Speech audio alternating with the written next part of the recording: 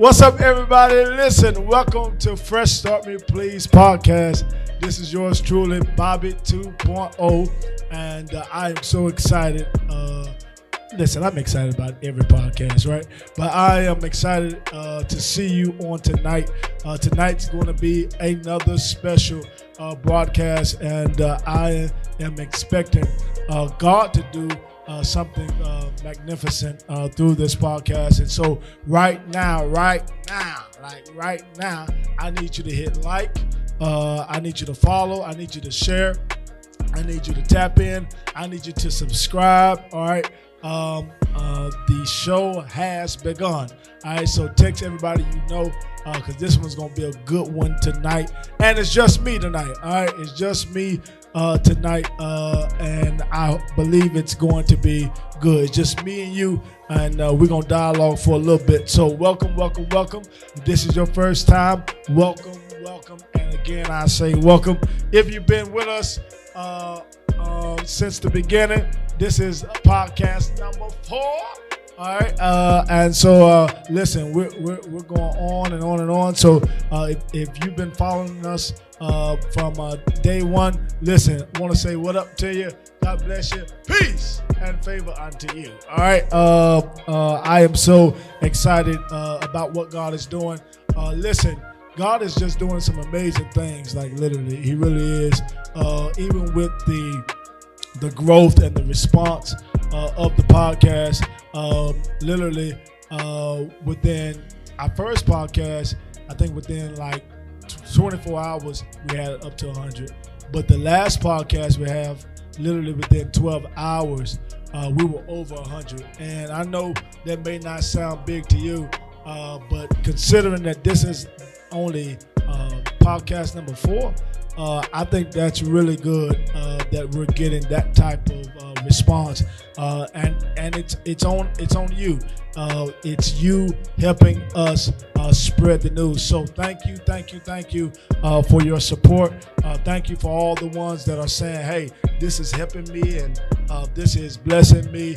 I need this. You need to check this out. Listen, thank you so much, and I pray that literally you mean what you say. I know it's helping me, and I really pray that it's helping you. So again, welcome to all of you. Welcome aboard. If this is your first time, listen, I want to welcome you to the family. I'm looking for family members, all right? I'm looking for family members to follow us faithfully. We're calling you our Starter Pack family, all right? Our Starter Pack family. We got a lot already on board, but we got more room, all right? We got more room, and we want you on board with us. So I want you to join the Starter Pack family by liking, following, sharing, subscribing. Every time we own, you own, all right? And you're supporting this cause, all right? This is a movement that I believe God has assigned in this season, and it's going to be amazing. We have a starter kit rule, all right? KIT. Keep it transparent, all right? What you're going to get from us, we're going to always keep it real. We're going to always keep it fun. We're going to always keep it fresh, and we're going to always keep it safe. So for anyone who wants to endanger our safe space, you got to go, all right? You got to go because this is a safe place to recover. And so I got a good topic for you today, and it's going to be amazing. I keep saying that word. All right, I got to think of some other words, but it is going to be amazing. All right, it is going to be amazing. It's going to be terrific, excellent, magnificent, phenomenal, just gigantic. Oh Lord, oh God. All right, somebody gonna give me a trouble. All right, it's gonna be big. All right, it's gonna be wonderful. This thing is gonna just be good. All right, it's gonna be good to the soul. Are y'all ready?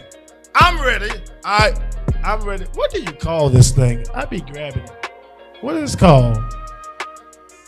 What is this thing called? What is this called, y'all? An hourglass. All right, it's time to flip over the hourglass. Y'all ready? All right, I'm ready. In 3, 2, 1. Let's go. It's time to now start off on a fresh foot forward. Let's get it. All right, so we're gonna start off with our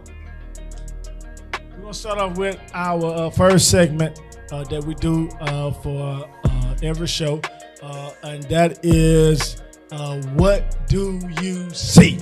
I got a word for y'all tonight, and here's the word. So you got 60 seconds to look at this word and try to find other words within this word in 60 seconds. All right. The word is personality. Personality. Personality.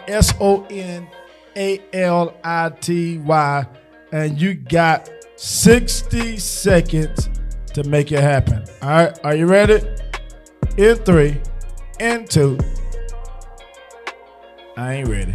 Lord, I sound like somebody else before the show. Our media team. In 5, 4, 3. No. All right, it's an inside joke, y'all. All right, no. We got 60 seconds. All right, to make this happen. Y'all ready? 60 seconds. In 3, 2, 1, go. Personality. All right, person. Person's in there. Personal.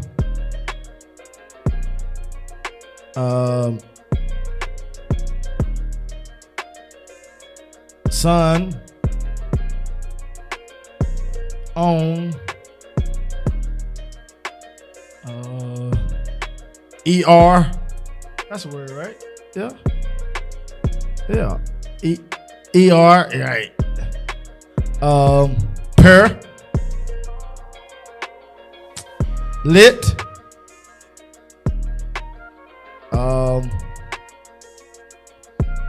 What is it now?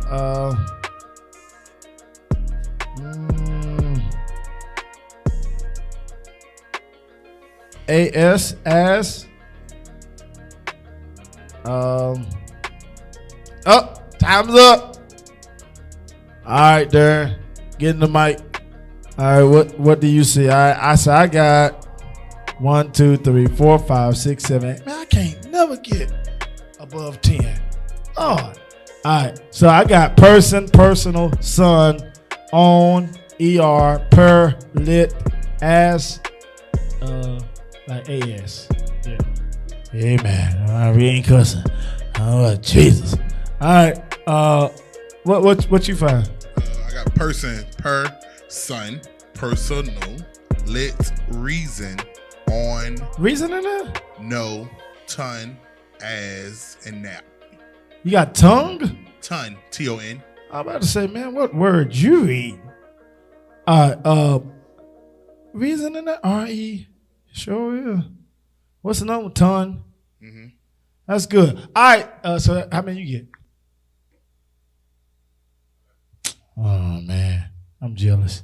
All right, so let us know how many words you get. Is there anybody that can get more than Darren? All right, please.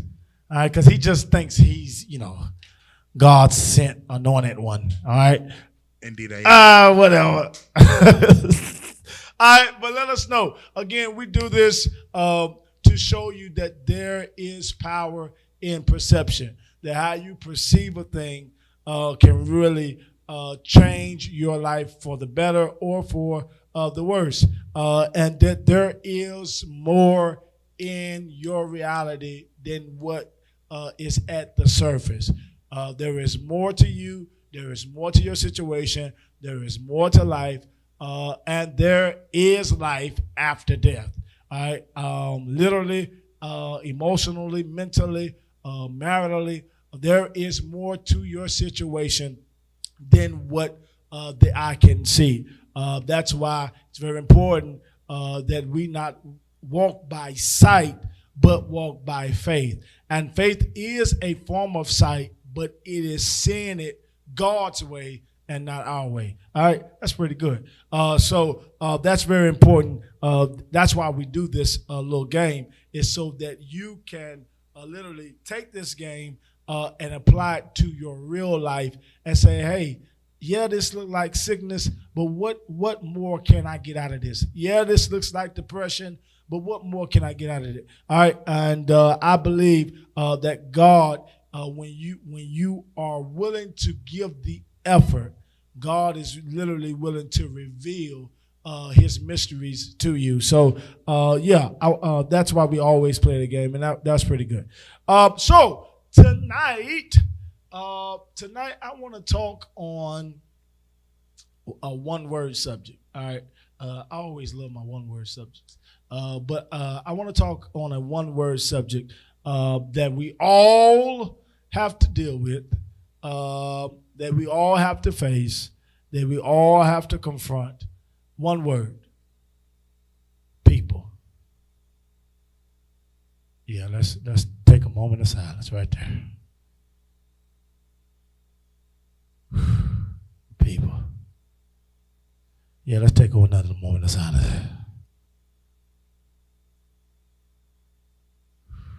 People. Let's just get this one out. People are something else. God, almighty. People. That's what I want to talk on tonight. People. Real quick, Derek. I don't want to get beat in the car on this too. 3 words. Just 3 words. You get 3 words. That's it. People are what? An experience, challenge,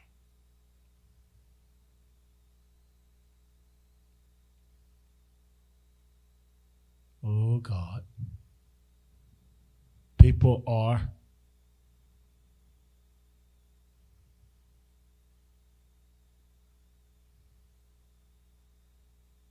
well, I guess we're gonna wait till Jesus come back. just wait on them. Oh God. There's so many words. I'm just trying to find the right word to sum it all up. Just People. one word. People are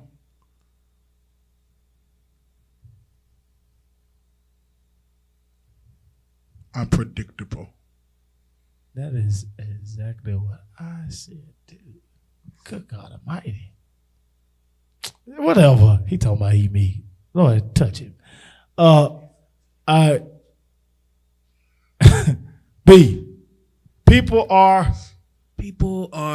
fickle. People are necessary.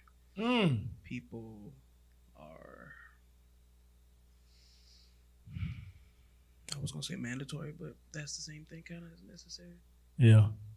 People are Fickle, needed.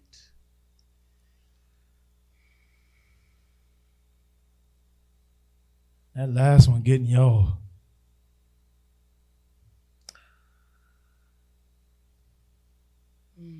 God.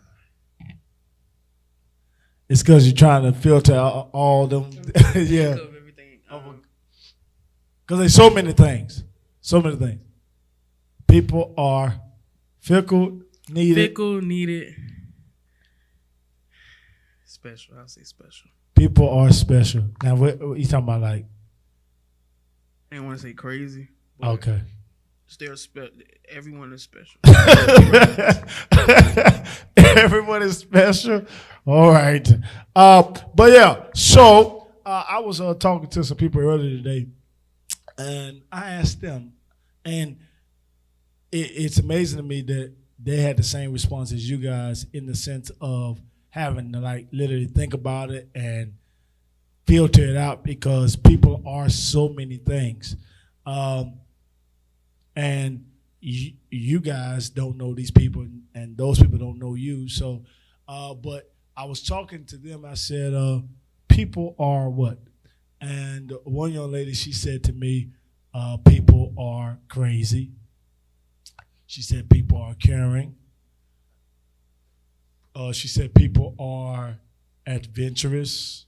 I forgot the other one that she said. Then I talked to another young lady, and I asked her, I said, people are what? And she said the same thing, unpredictable.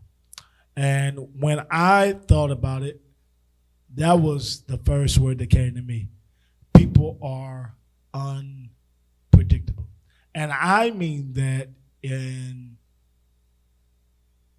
good and bad. That I have come to learn not to limit a person only to good and not to limit a person only to bad. That a bad person can do good, a good person can definitely do bad. That people are full of surprises. People can be here today, literally and emotionally. People can be gone tomorrow. So for me, people are definitely unpredictable. But people are needed. People can change. People are temperamental. People are so many things, and we'll get into that a little bit more. People. I want to know, what do you say about it? What do you say about it? And I might as well go ahead and get into this now, because people are so, they are. There's so many things, and I'm just let this flow tonight, so just bear with me. But people are so many things. People are mean. People are nice. People are there. Then people are not there. People have good motives. People have good intentions.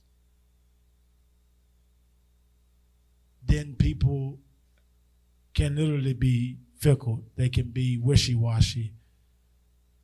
People are intelligent. People are manipulators. People are foolish. People are wise. People are funny.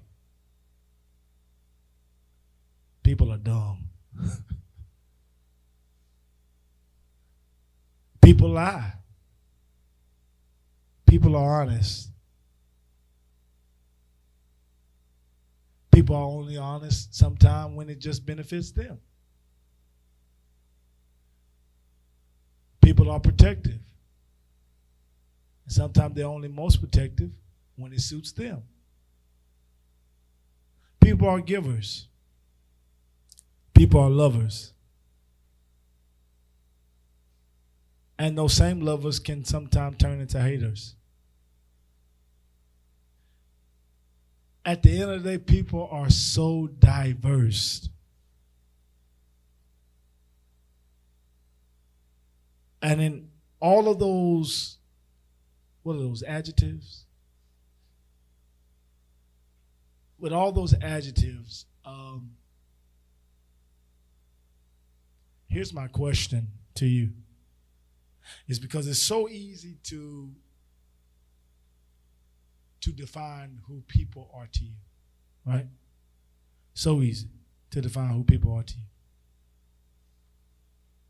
But within all those adjectives that I have even defined, and I'm sure you have your own definitions. You may say people are friendly, people, people are nice, nasty. I mean, whatever you have, people are a headache. People are my source. People are, whatever your definitions may be. Here's my question, but I want to kind of make it into a statement first. What people are you talking about? What people are you talking about? Because you haven't met every person. So when you're saying people, are you actually talking about persons? Because if you are, then your perception in and of itself is erroneous. and it's biased. And that in and of itself can give light to why you don't trust people. It's because you have allowed persons to define people.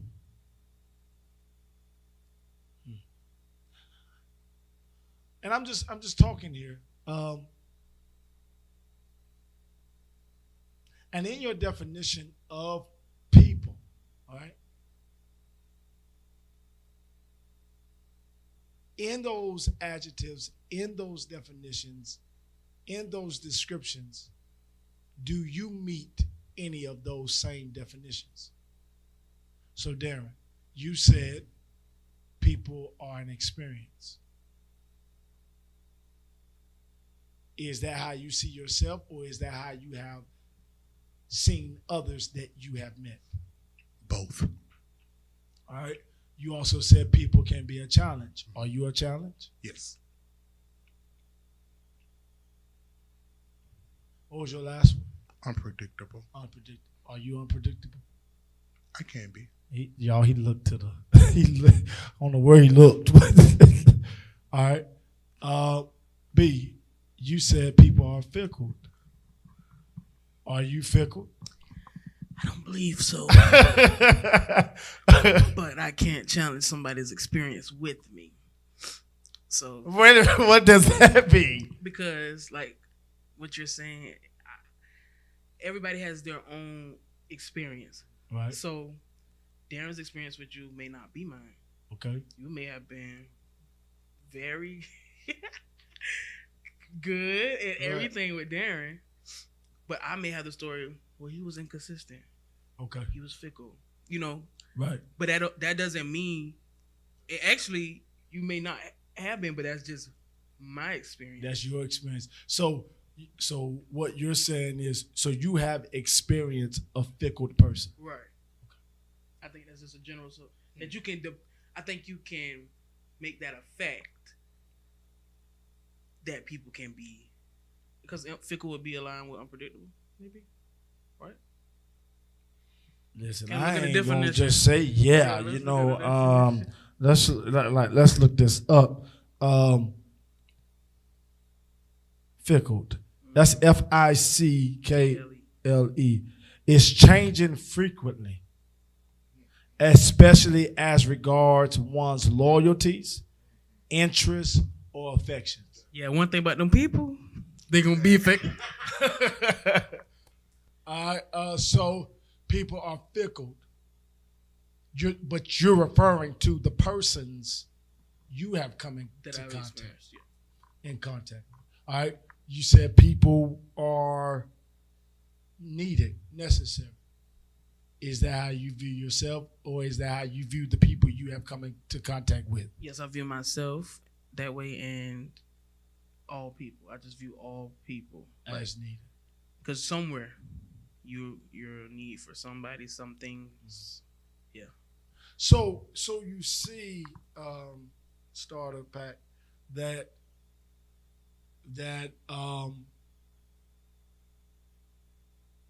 when we let me start over. You see that many times a general statement becomes a specific statement or a permanent statement, that we literally define, or that we make the definition for all things. So if one person heard me, man, I can't trust nobody. If one person betrays you, man, everybody can't be trusted. You know, and we literally put everybody in this box. And I want to say this. I want to say this to you now. People are people, but people are not every person that you have met. People are people, but people are not every person. Every person in this earth, in this region, in this realm that we call life is unique. There is not one single person in the earth that is the same. Not one. Though they may come from the same bloodline, they may even be twins, they may even have the same blood type, same nose, same eyes, same structure, same physique, same temperaments, same attitude, yet in their similarities, there is a difference. So people are people, but people are not every person. I want that to be very clear as we dive into this about people, is that the first thing we cannot do, as we have been doing, is generalize people based on the persons we have come into contact with. Because when we do that, then we close the door to new opportunities. We close the door to fresh atmospheres. We close the door to new relationships. We close the door to just things being different. We close the door to forgiveness. We close the door to repentance. We close the door to another chance. That when we literally make a pain, when we make a pain a group of people, so we take a pain from a person, take that pain, and then diagnose people as the pain, then you will always reject the people because you think people are painful. You think people are betrayed, are those who betray, when really it was just a person that you came into contact with. So say with me, people are people, but people are not every person. I see you wanted to grab a mic, so you can say something at this moment. B. I was just gonna say that when you mature, you understand that relationships, connections, covenant, love, whatever, all of it, every person is owed their own experience. Right. So no matter how much I've been hurt, and I believe that's even God's ultimate thing for how we interact with people, and why forgiveness is here. No matter how many times I've been hurt by a man or a woman, whoever, I can't let those experiences make me act like I literally have to go in blind with the hope that this will go well. But even if it doesn't, I know in the hearts of hearts that I went in open-minded. I didn't go in looking to be hurt. I didn't go in with the baggage of who did it in the past. I gave him a fresh experience, whether he hurts me or not. That experience was fresh. I can leave that experience knowing that I came in clean slate. I didn't hold anything over his head that he didn't do. I didn't come in with any baggage. His experience was his experience. And even if he hurt me after that, the next person to come along, I have to be open. Here's with my own personal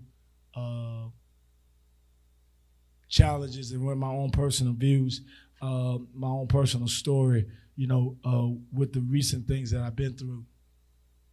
One of the things that I've been telling myself, for those that, and if this is your first time, I'll just briefly tell you, I had went to jail and with going to jail based on um, allegations and reasonings that put me there. Um, People left me. People stopped coming to church. People lied on me. People betrayed me. People put out rumors on me. People took what they believed to be true and began to spread those things and believe those things. And literally, there are people even now who look at this podcast just to challenge it, to question it, to inquire, to be skeptical, to literally antagonize. Their motive is completely unproductive, not beneficial, not godly. Yet they watch, and they especially was watching last episode. People were literally watching last episode, and I'm calling it out because I want to show you people. People were literally watching last episode just to see if their name was going to be called. A person, and I'm calling it out. A person literally contacted my special guest on last week, all because of a facial expression that they made that they thought was concerning them. People. Like literally, people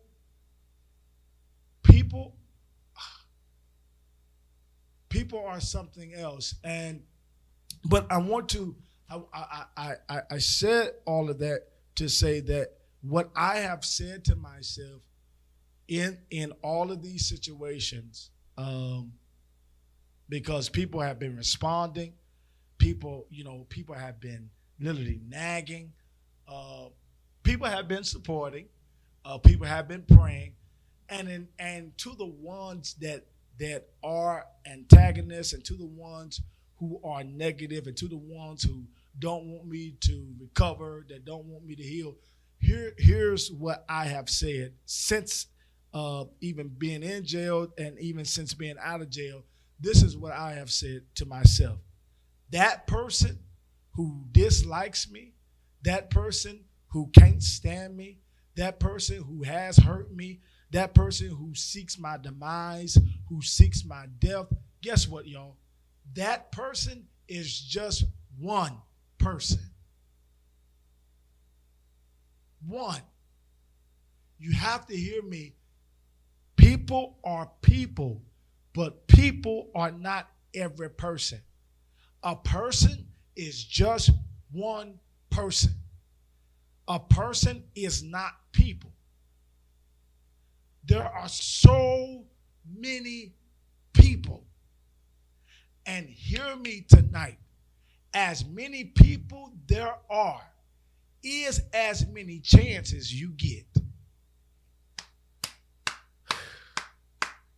I hope you hear me. As many people as there are, and there are billions, that's how many chances you get. So for those of us, and literally, y'all, I wasn't going to even say this stuff until I didn't even know how this was going to come out tonight. I literally told my team that I was just going to let this flow tonight because people, I'm telling you, people can be a stumbling block. People can be a hurdle. People can be a help. People can be a hindrance. But I need you to hear my heart tonight.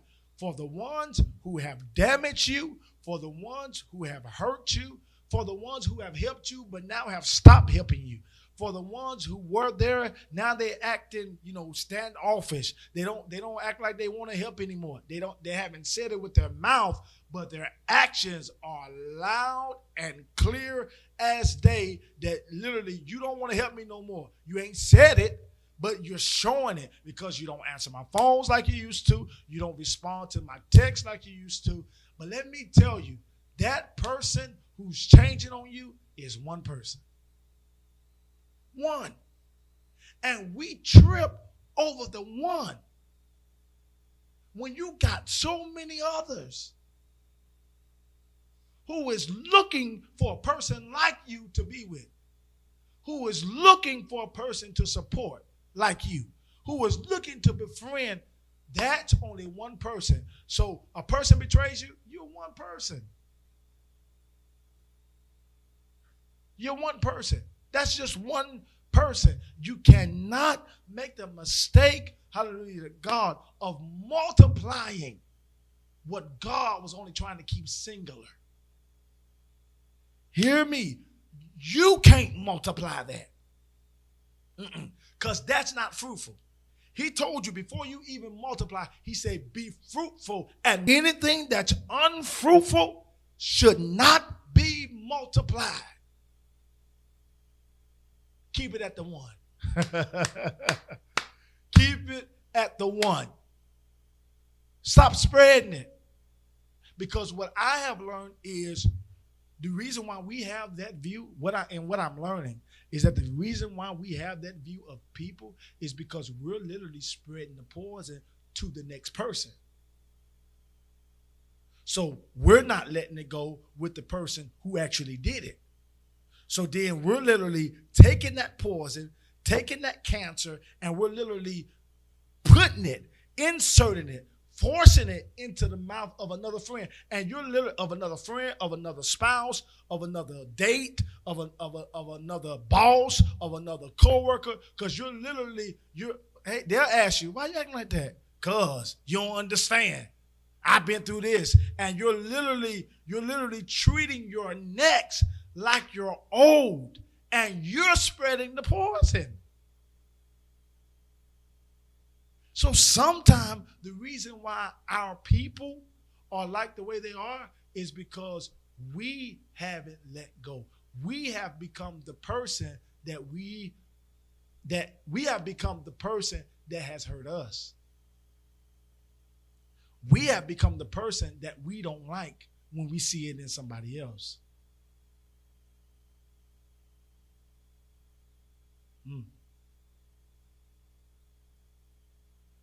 A changed person can change people.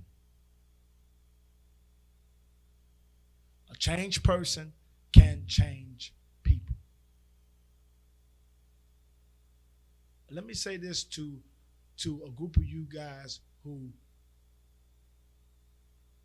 are hard on trusting. For people to change, you have to give them a chance.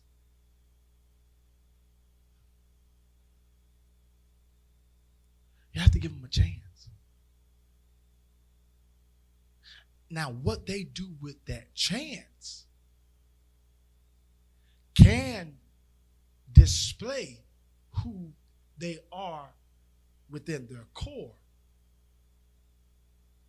But you not giving them a chance says a lot about you.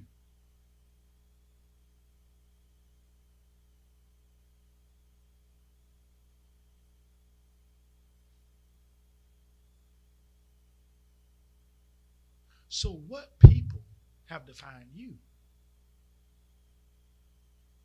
Because you have not become who you are just by accident.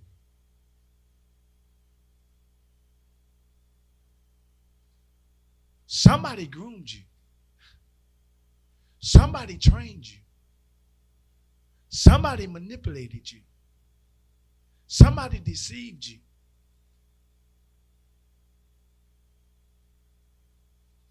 And in many, many, many cases, the person that the person is because of the people that they have had in their lives. That persons, hear me, persons are the byproduct of people.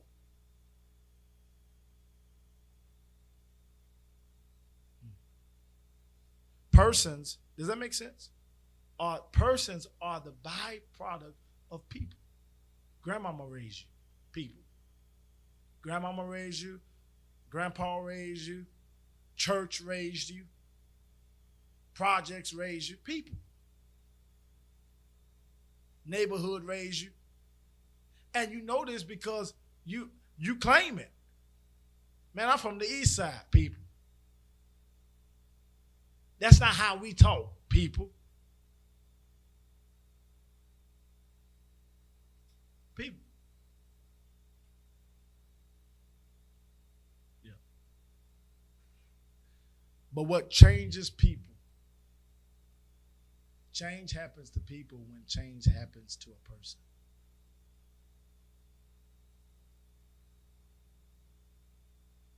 You can change a group of people by changing one person at a time.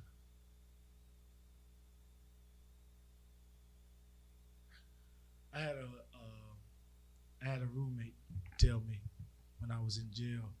He told me, he says, when one person changes, the whole world changes. Think about that. Because literally that person is a part of a bigger picture.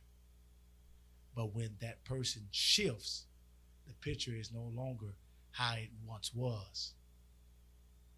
So literally, just think about it. If you got 100 people, right, that's in one straight line, but then one person within that 100 steps back, guess what it does?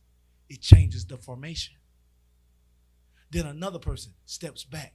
It changes the formation. So the formation is no longer how it once was. All it takes is one person to change. And then your people change. Maybe the reason why you keep reaping the same people is because you have not changed who you are. And you want the people to change, yet you stay the same.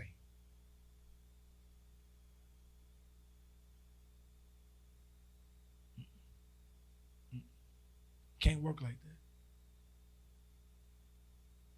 You have to change your sound to get a different result. You have to change your posture to get a different result. You got to change your movement to get a different result. You cannot maintain the same diet and think maintaining the same diet is going to help you lose. If you're eating a lot of junk and you maintain that lifestyle, there is no way. There's no absolute way that things are going to change for you. No absolute way. People. People. People.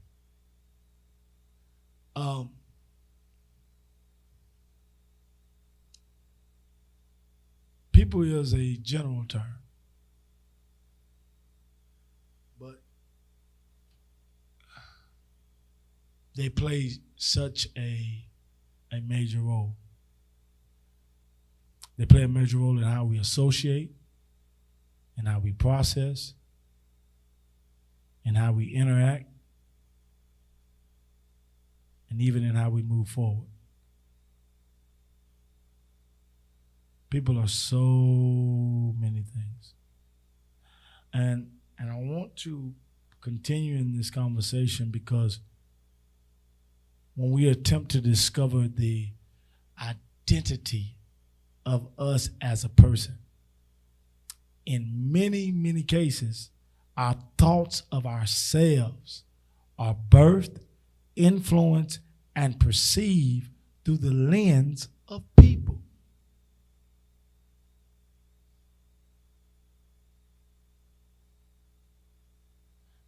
I'll ask you who you are.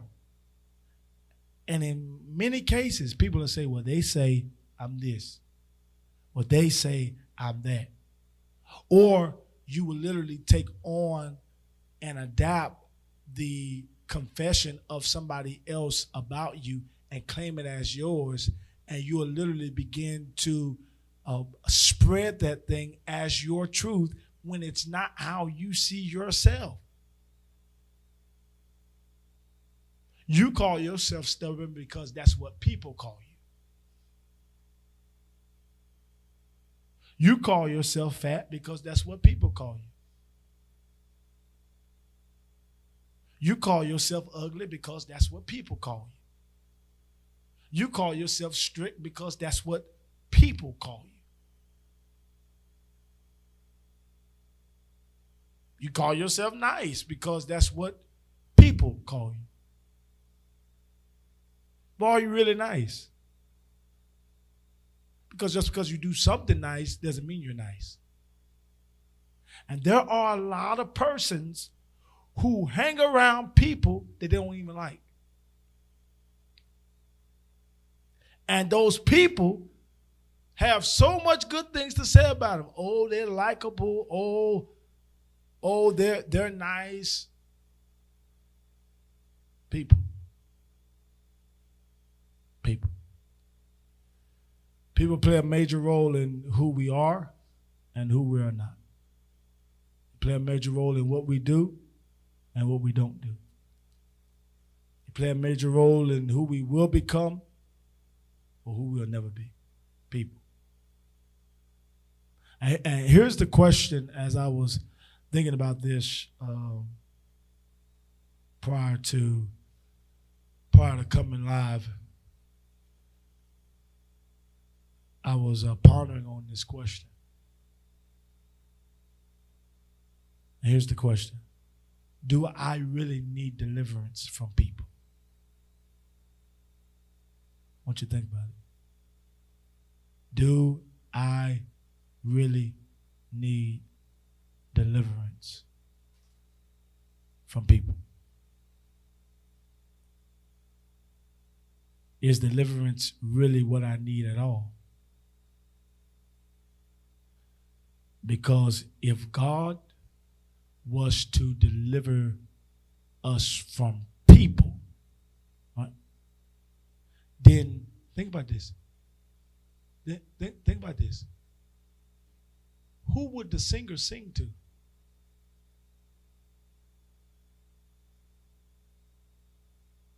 Who would the architect build for?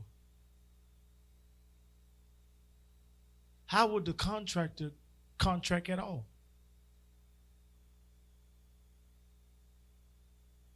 Who would the highway be for? Who would the gyms be for? What would the aquariums be for, and the theaters and the big platforms and the stages, if God delivers us from people? Who would the preacher preach to? Who would the waitress serve? Who would the chef cook for? Who would the doctor do surgery on? What client will the lawyer have if God delivers us from people? Who would you be able to call friend? What clothes would you have? Because guess what? People made them clothes you got on.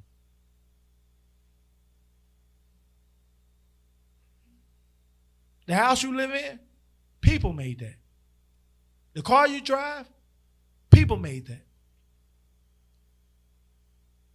The food you eat, people made that. The fruit you eat, people made that. The grass that's so pretty, somebody mowed that. The pool you swim in, somebody put water in that. And you're asking God to deliver you from people?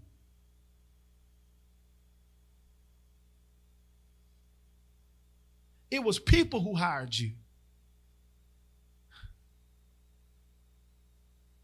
It's people who sign your check. It's people who cash your check. It's people who favor you. Give your check early. Take your payment late. People. And you're asking God to deliver you from people. Let's go back now. Why? Because of a person. Because of a person or persons. People. People. You don't want to deal with people. You don't want to speak to people. I can't trust people. I don't like being around people.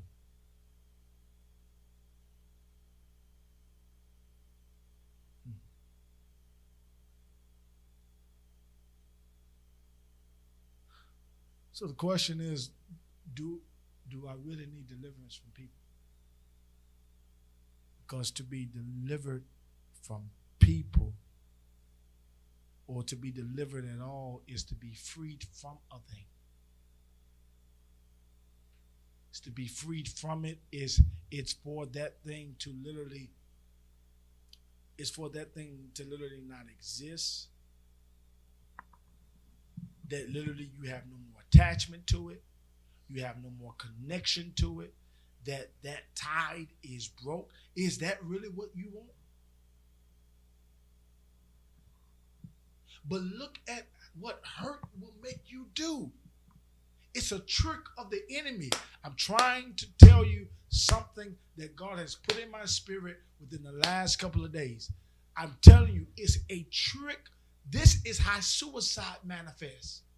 It's because I believe I don't have no people that wants me to exist.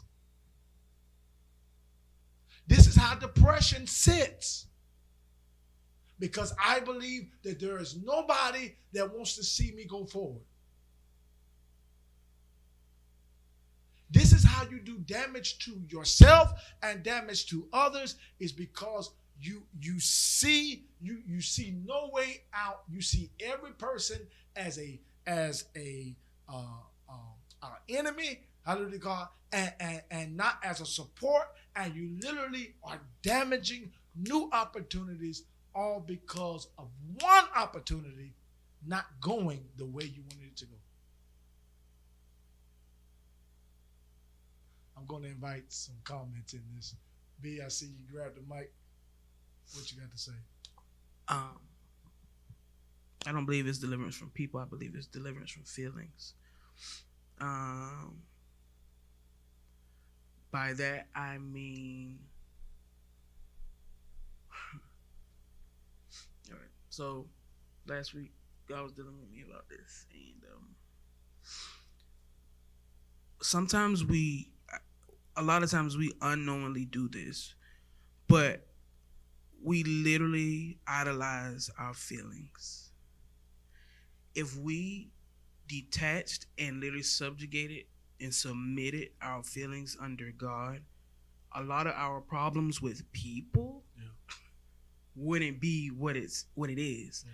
When you make your feelings your God, you don't mean to, but it becomes louder than God. It becomes louder than the sole purpose of a thing. Yeah.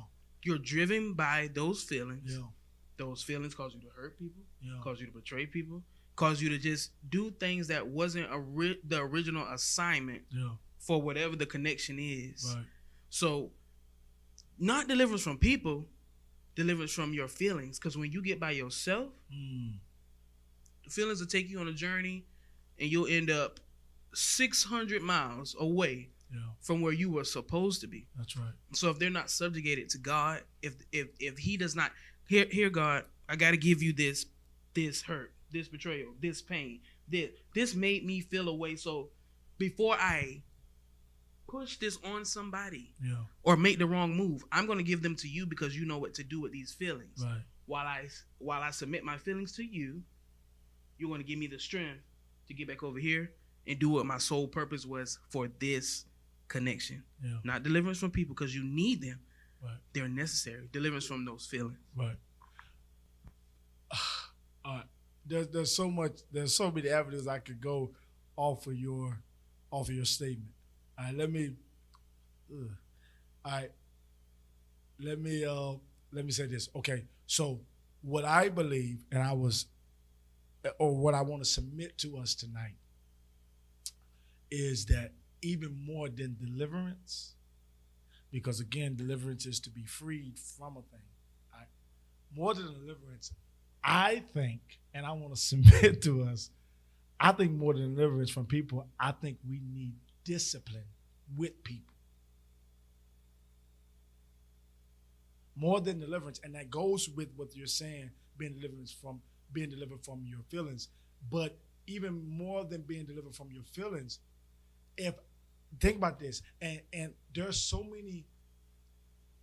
more power in managing bad than bad being taken from you. Because and a lot of us, we just want to be delivered. I don't want to deal with it no more. God, take it. But you don't learn the lesson if everything just gets delivered from you. Like, just, and let's flip a little bit. You don't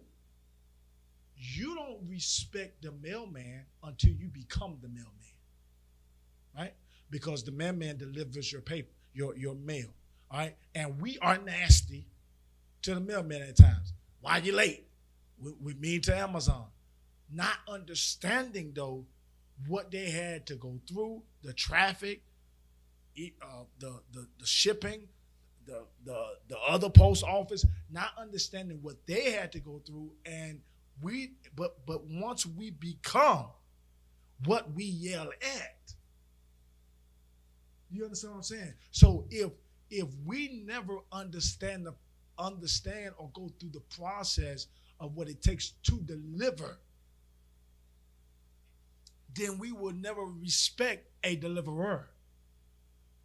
Does that make sense? Like, literally, we want God to take everything. Just take it. I don't like it anymore. Take it. But do you ever learn? Do you ever grow? Do you ever mature? Do you ever pass anything? What test do you pass if I deliver you from it? Because to deliver you from it is to say, hey, you really failed, but I'm going to go ahead and let you pass. But what do you learn from that? All I am doing is spoiling you. You don't learn tenacity.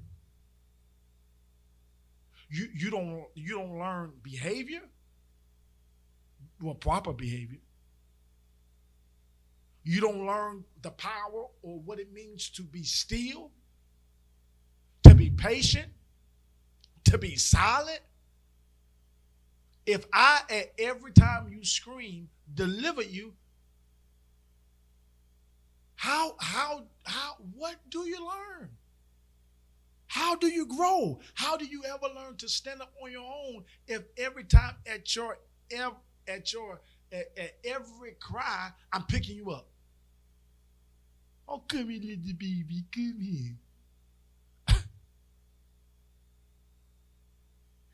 And we have grown, we have anointed adults that are really just little babies.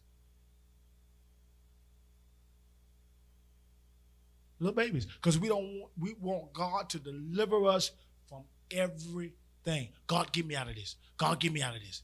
God, get me out of this. I'm ready to go. I'm ready to leave. I'm done.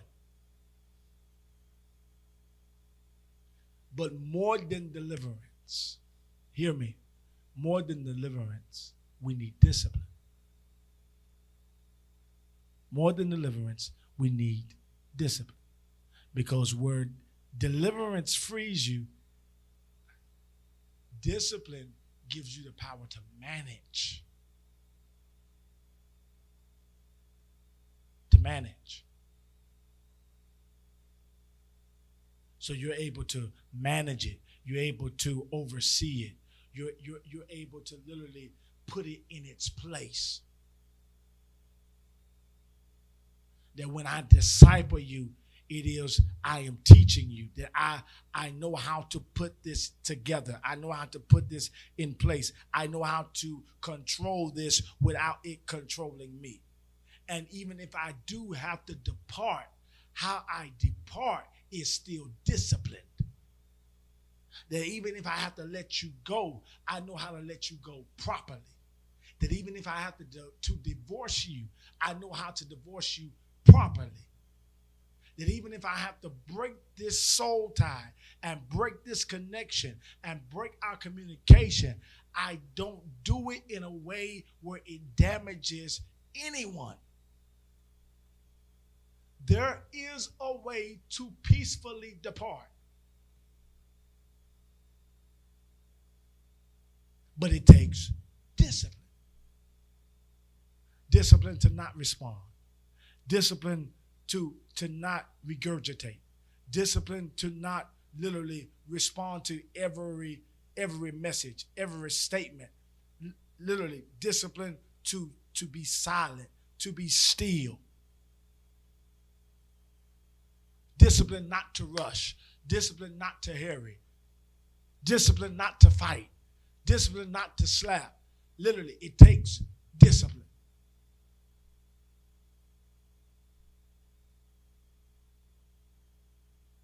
Discipline to vent, but not to vomit.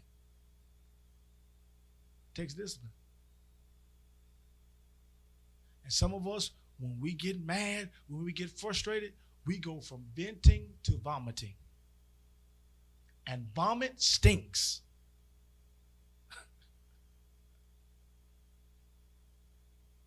Vomit stinks. But when you are not disciplined, you will go from releasing to literally just going crazy. You will literally go from expressing to breaking things because you're not disciplined. So deliverance sounds good, but if I never get the discipline that I need, I will always need deliverance. Because guess what? I will always put myself back into that situation because I'm not delivered from it. So I'm going to always have to keep getting delivered because I haven't gained the discipline over it. So when it comes to people, deliverance is not what we need. Discipline is what we need. And I want to show you this because I was teaching about this just this past week. I got just a few more minutes, but I was talking about this past week at my church about not wavering, and literally we went into the book of 1 Samuel 15, talking about Saul. And where God had anointed Saul, right? And he had gave him instructions through the prophet Samuel to literally go to the Amalekites, destroy all of them, all right? Don't keep nothing alive. Kill the men, kill the women, kill the children, kill the cattle, kill everything. Don't let nothing stay alive, all right? That was the instructions. Yet Saul goes against God's instructions, and as a consequence of going against God's instructions, God rejects him as king. All right, and then that's how David becomes anointed to become king, because Saul decided to be disobedient to the voice of God. And I told my people on Sunday that before we just throw Saul away, we have to find out why. Why did he disobey God? What would make you disobey God? It's in 1 Samuel. And it's in 1 Samuel. And I want you to get it, and I want you to look at it. It's in 1 Samuel 15, verse 19 says, this is Saul, Samuel, the prophet, asking Saul this question. He says, why haven't you obeyed the Lord? He says, why did you rush for the plunder Why did you rush for the riches? Why did you rush for the spoils? Why did you rush into this marriage? Why did you rush to start that business? Why did you rush to say yes? Why did you not take your time and listen? Why did you not read the small print? Why did you rush?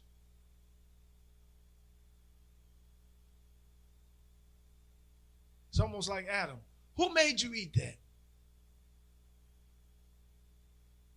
Why did I gave you instructions? I already told you how this was going to end for you. I already told you what the good that's going to come out of this if you follow my instructions. What happened?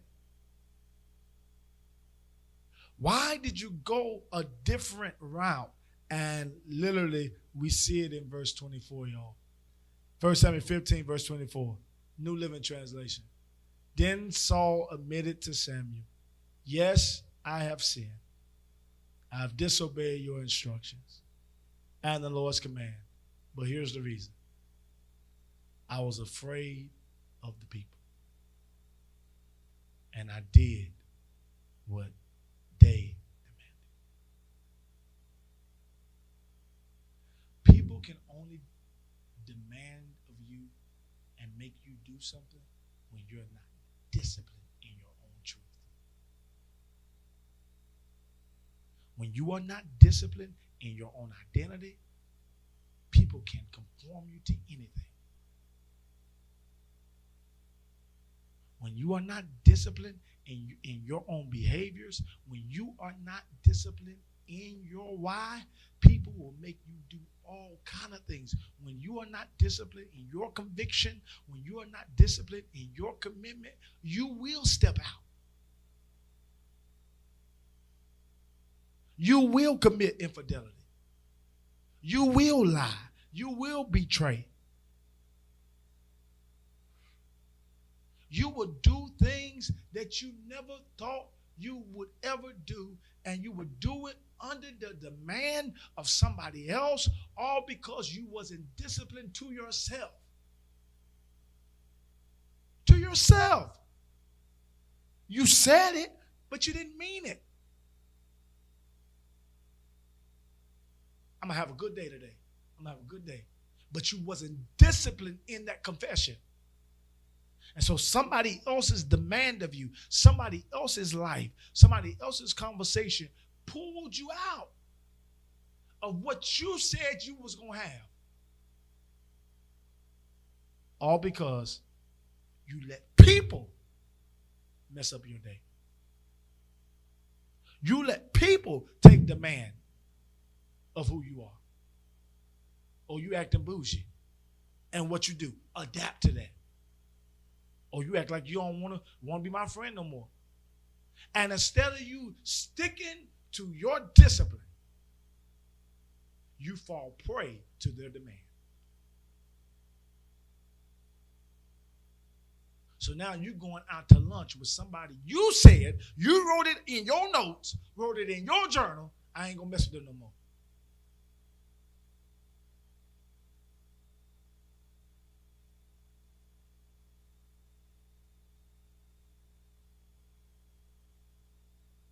Because you know what real deliverance is?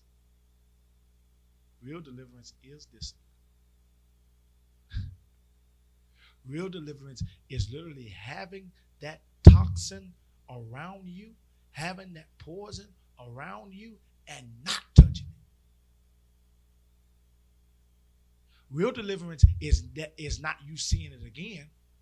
Real deliverance is you looking at it right in its eye. Real deliverance is it being in the same room with you, and yet it doesn't bother you. Because why? I got discipline. I got discipline. You coming to an event ain't going to make me not come to an event that I want to go to. Because I got discipline. And when I have discipline, I don't run. I can stand.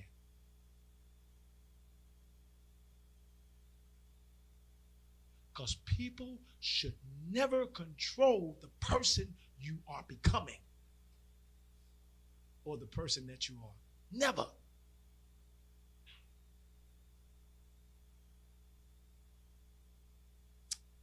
I see you got the mic.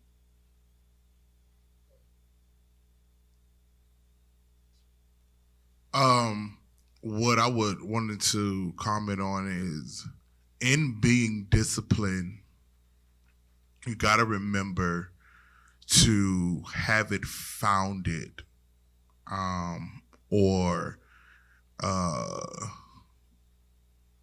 founded as in having a foundation or planted in the word,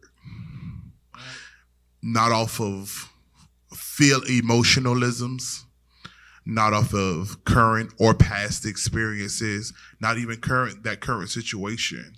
Reason being because when someone may hear discipline, and I don't want them to take the connotation that means I get to write someone off. True discipline. Right. No. True discipline, honestly, leaves the door open for that person actually to come back. Right. And where we mess up is we write people off so quickly due to a pain, and yeah, they may have hurt you, but we don't leave them the opportunity for them to change. Because sometimes God will allow you to change them. Right. Sometimes it would take your experience or their experience with you for them to realize that they need to change. Mm-hmm. But if you're not disciplined enough to hear God, and for God to give you the tools or make the necessary maturity or changes in you for that person to see, they will never get it. Well, I agree with all that. And I think here's the problem. All right, so for us, when it comes to our faith, to be a follower of Jesus is to be a disciple of him, which means we have to be disciplined in our walk, or else we will stop following. I think here's the problem with the people that we communicate with, that we befriend, is that we don't disciple them to be good followers of us. So what I mean by that is, for you to be in relationship with me, you need to know, and I said this in our Bible class, something similar, is that for you to be in relationship with me, I must teach you how to deal with me, or else we will fall apart. And I think we have a lot of fans around us. We have a lot of so-called friends around us, but we don't have followers around us because they have not been taught by us how to stay with us. Does that make sense? And I think it's vice versa. And I think when you say about leaving the door open, all right? Well, how did the door close, first of all? The person would do it. Well, yeah, especially what happened. That's what I'm saying. Depending on the situation, right, that person who is affected or who is affected will shut the door. But what happened? Go deeper. What happened to make you shut the door? A bad experience, hurt, pain, betrayal. Those are the top three. Right. In order for a door to shut, it's going to be either hurt, pain, or some kind of betrayal that you did not expect. I go deeper though. I need you to go deeper. Because how do I know what's pain for you? Go deeper. So if I hurt you, how do I know that was a pain for you? I have to communicate that. You have to communicate that when though? At that time. No. That's why people fall out with people. You have to communicate, because think about it. Hold on. Think about it. Go ahead. If I don't know if I don't know how not, okay, you want to be in a relationship with me, right? Mm-hmm. All right. And you have how I should guard your heart. Now, if I break your heart and you tell me that, then how is there any room for healing? Because I was about to say, I don't know. I don't go into the relationship, and I'm going to speak on because I know where you're going.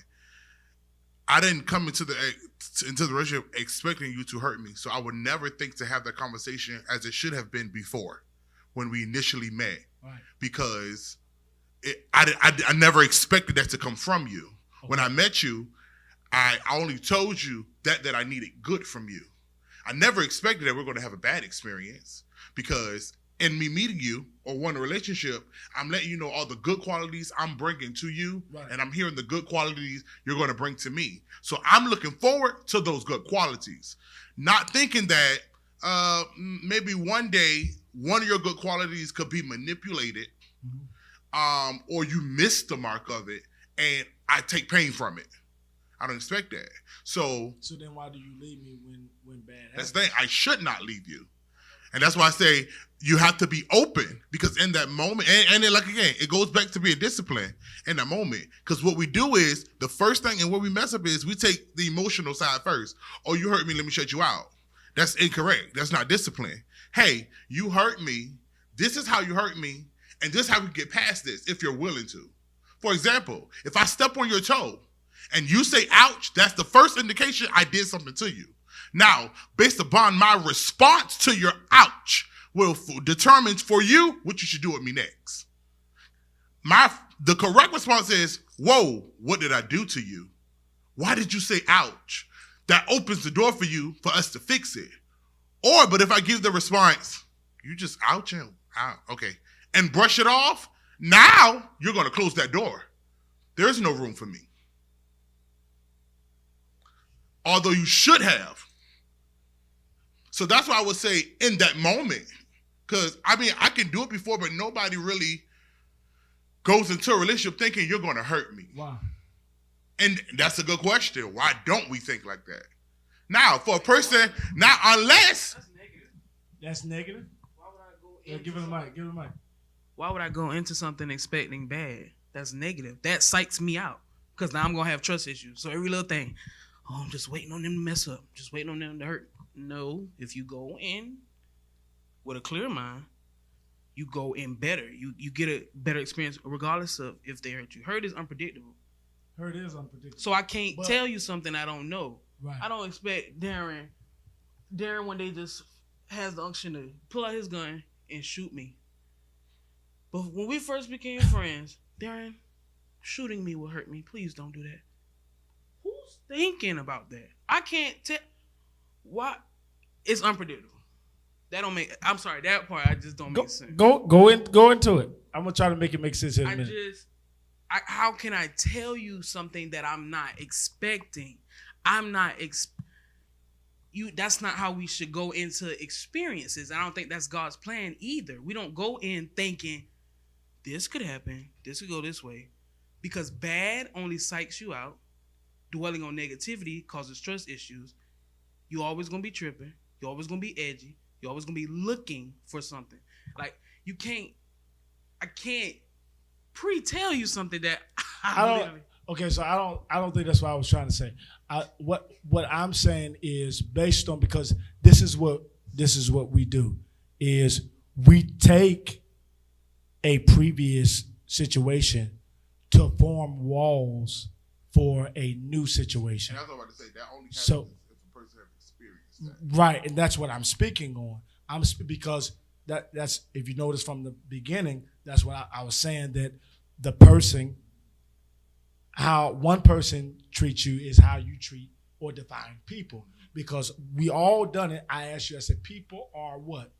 You're defining that based on a person or persons, because all people are not challenging in the way that you say.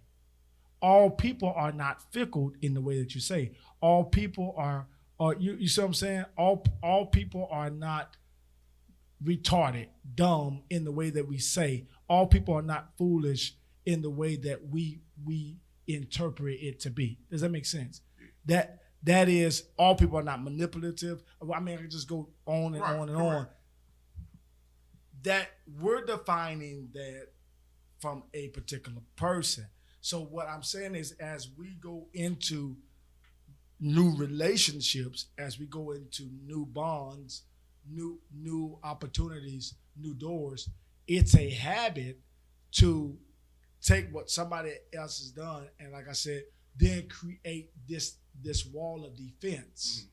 So subconsciously, we're doing it, even though we don't say it. We're watching certain cues in the new person based on the old person.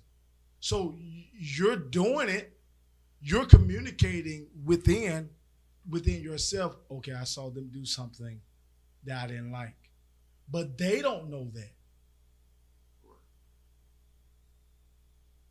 That's what I'm saying. You got to talk before. Yes, you can.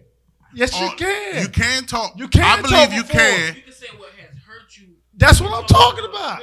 Yeah. But That's now, what I'm talking about. But that's, again, that's not negative. It's not negative. I believe you can have that discussion. Because is that fair? But it's how you have that discussion. Right. I would say.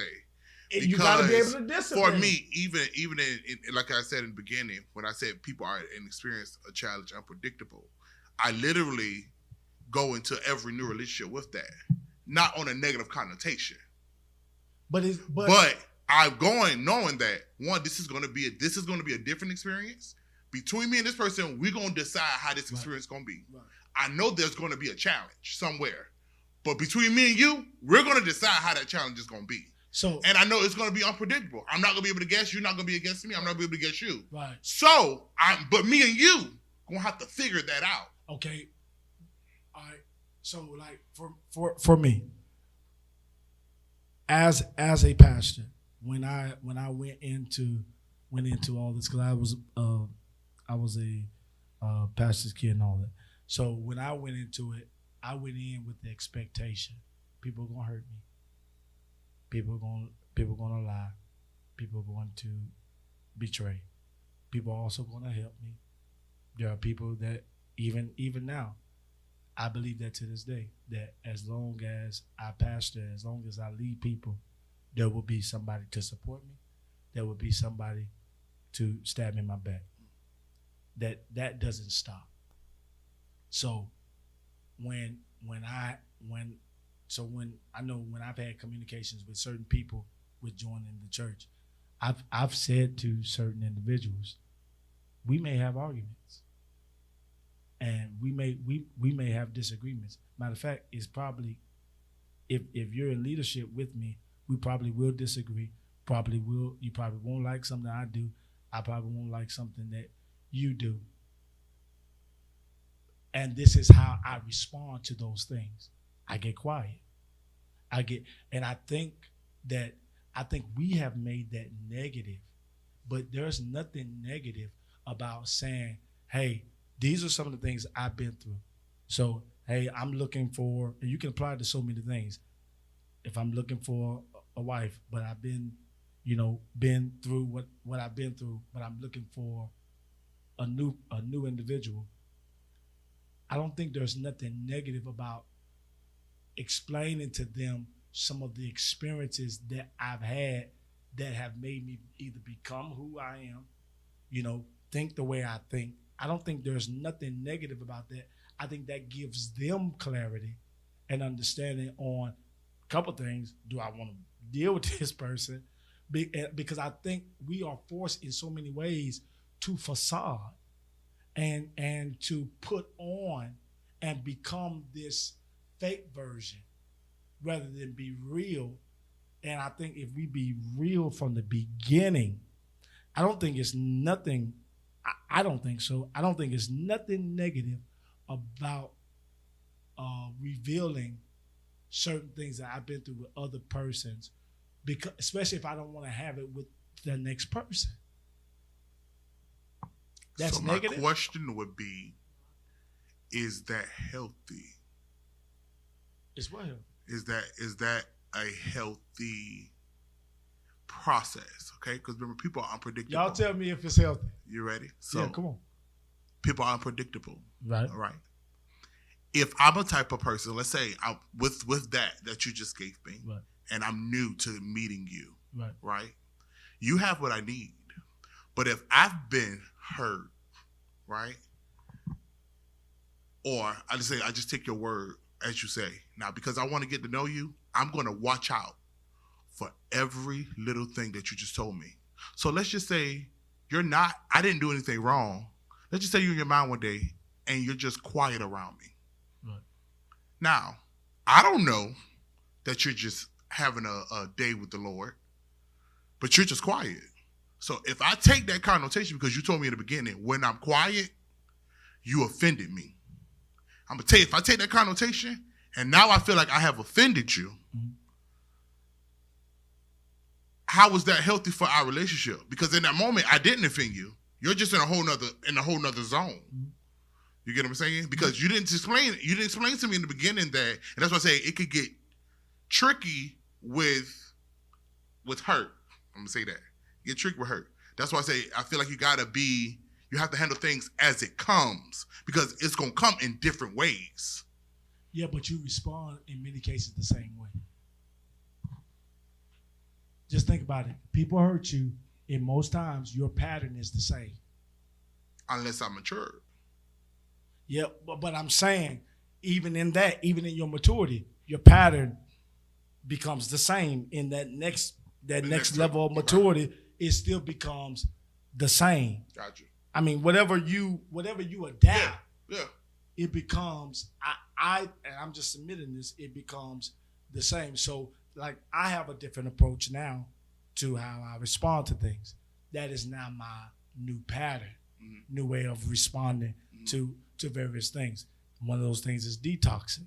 So, letting it go, releasing, that has now become my new pattern. So I think when it comes to dealing with people, here's the thing that I think a lot of us do is that here's where I'm beginning to learn the behaviors of people, is that people don't want to tell people how they react, how they respond, how they deal with issues. They just want to be able to deal with you how they deal with you with no explanation. And I think that becomes unfair because if I don't know, because you're saying if you don't know what you have done, but I don't know what I have done either, so it takes communication. But I think if, for instance, if you tell me from the beginning, hey, I seek a relationship with you, but I have a hard time trusting. What's wrong with it? There's nothing wrong with that, and that, but you see how, again, that's what I say, is how you communicate that. Yeah. Because communicating that way is perfectly fine. What would be bad? With the mature, a bad thing is, listen, I've been hurt. I ain't got time for this, for your lies. If you gonna lie, I can't do it. I done been lied to. You get what I'm saying? What's wrong with that? Because let's go with it. Because first of all, it shows signs that you're not healed from it. First, it's still traumatizing to you. Okay. So you're really, again, it becomes from a venting to a vomit. Okay. Like you say. So it ruins that fresh start. It ruins that fresh start of a new relationship with me. So if I go into a new relationship and I say, hey, listen, I've been through some stuff. All right. You seem cool. You seem like somebody that can be trusted, but I'm telling you now, I'm going slow, like, because you probably could hurt me too. And 9 times out of 10, you probably will hurt me. So, I'm taking it slow. I ain't got time for no lies. I ain't got time for no foolishness. I ain't got time for... You're saying... There's nothing wrong with that. Then where's the wrong? What I'm saying is, there's nothing wrong with whatever you're saying. Here are my pretenses. This is the stuff. Right. What I'm saying is, there will be new hurt, though the foundation may be the same. it won't come the same. So you can't just tell a person, okay, I can't. Okay, I'm spitting out all the stuff, all my pet peeves. Right. Here are all my pet peeves. Right. I can't put stick a pin in it that a new pet peeve will be developed. Right. I can't stick a pin in the fact that the way you hurt me will be new, although the foundation may be the same. I don't understand. I don't think I said that though. But Well, I'm we- saying we- I can't. I don't think I said that though. I don't think I said that. There's nothing wrong with the pre-talk, but what I'm saying is, like, it kind of sounds like in the beginning, it kind of sounded like you were saying, if I gave the person the pre-talk, They won't hurt. yeah, how does the hurt come about, and how do I why do I have to? We're gonna have to roll it back and look at that. Because if I did say that, that's not what I'm saying. No, what I'm saying is I believe that, first of all, transparency is very, very key. All right. And if you don't want the new people to act like the old person, I do think you have to communicate what took place, what happened, why are you, because whether we want to admit it or not, what a person does, good or bad, it creates something within us. It forms us. It structures us. It prepares us. It identifies us. Like what a person, good or bad, it literally creates who we are. So I think in order to move forward with new people, we do have to communicate our pet peeves. We do have to communicate what we don't like. We do have to, and I do believe you have to go into a relationship knowing that a person is not perfect. I do believe you have to. You have to go in, and I'm telling you now. I go into, because I think it is deception to go into a relationship, because this last season I went through, the people that hurt me, I never would have thought that they would do what they've done. Never. So, but that's because that's what I had established within my mind, that they would never do that. So in this season that I'm in, even the new people, y'all can tell me if it's wrong or bad. You can tell me, and I will pray on it. I'm serious. But I'm going into new relationships saying this person has good, this person most likely has bad, and the bad can hurt me or could hurt me just the same or worse. That this person can do good or bad to me.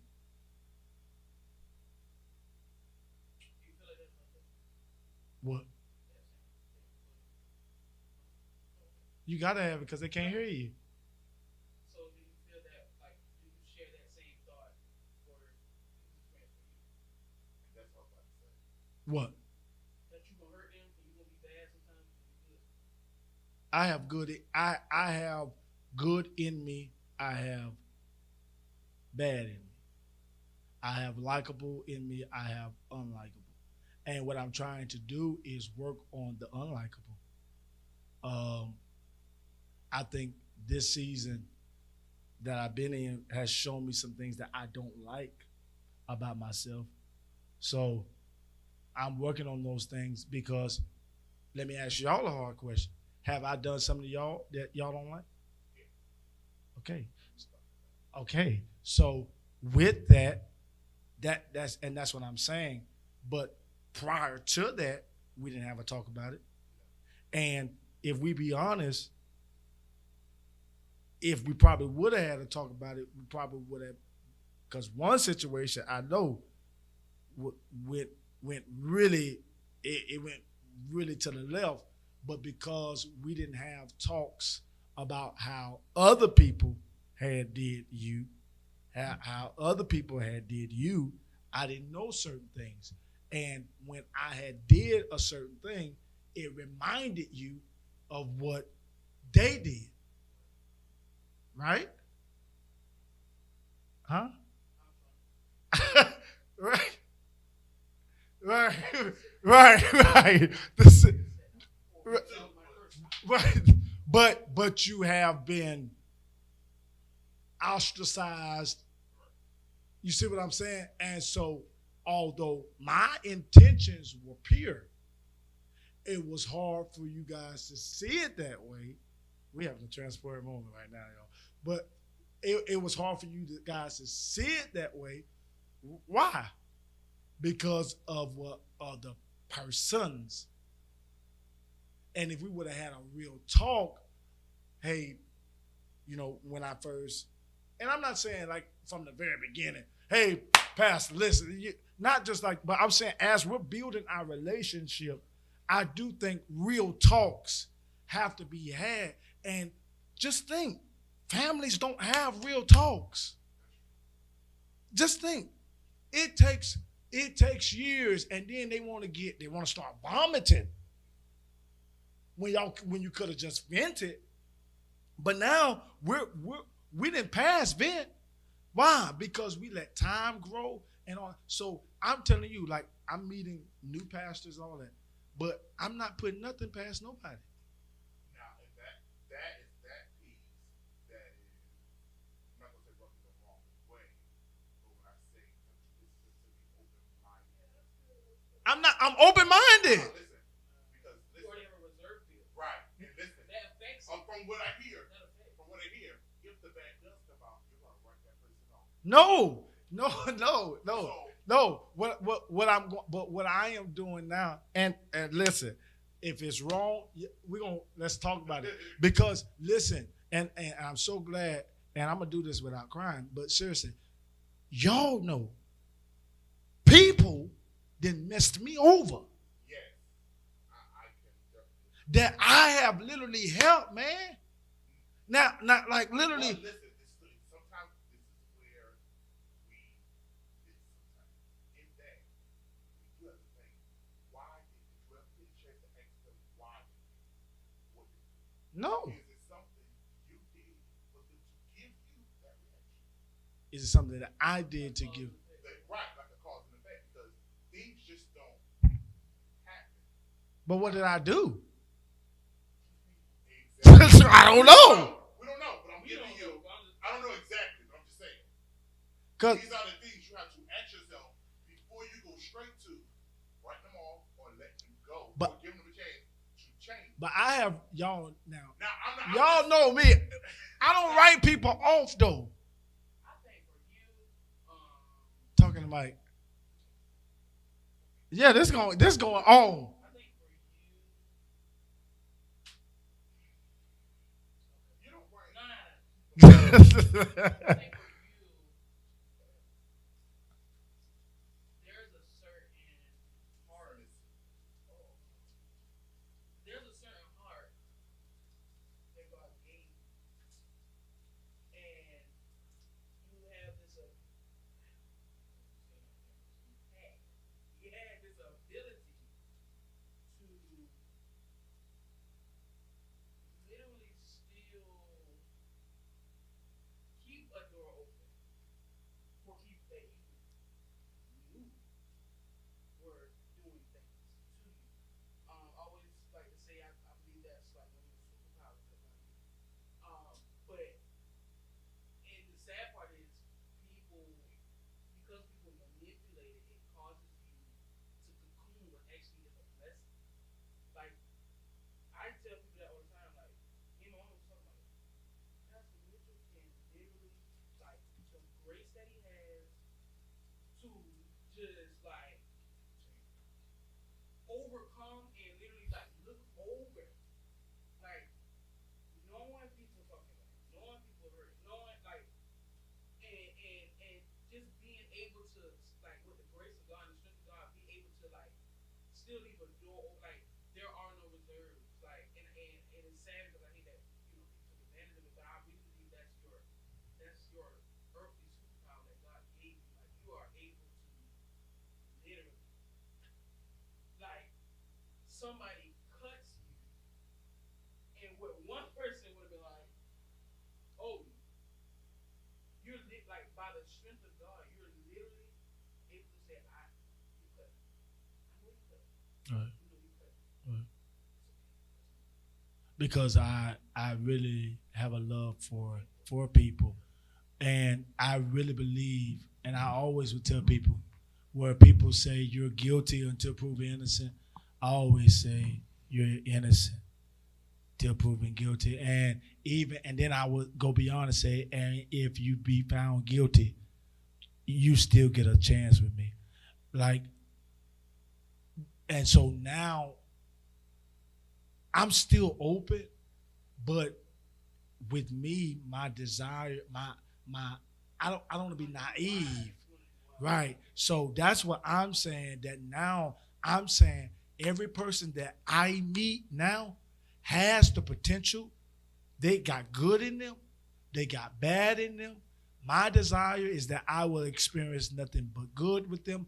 But here's the challenge. If I only experience good with them, am I really getting them? And does that really test our relationship? I think what tests our relationship with people is, and to know, is this person really for me, or if I'm for them, is the bad, the challenges. Because, and I'll say this on this camera, every person who left can come back. They can, but they got to come right, because that's what discipline. See, now I've become disciplined. Now that's why I'm saying I can manage my feelings and manage my emotions and say, hey, this is what I don't want. I don't want you around me if you're gonna do this. I can't be around this. I can't handle this. I will not answer phone calls after this. That's because now I'm managing. Y'all know before, I didn't have nothing managed. I was answering people phone calls at any time of the night. I was stopping what I was doing with my kids, with my family, to embrace somebody else's situation or whatnot. And the feeling was not mutual. It wasn't reciprocated. You know, people were answering me when they wanted to. And all of that, you know, I have, so with that, I hope that what I was saying earlier did not, because I'm gonna go back and watch this, but to make sure that I didn't say what was sounding like I was saying, because what I'm saying is that I think people, nobody just gets handed a pass. I think we have to go into this thing saying that, yes, this relationship may be God assigned, but a person at times can become ungodly. And am I at a place where I can handle that?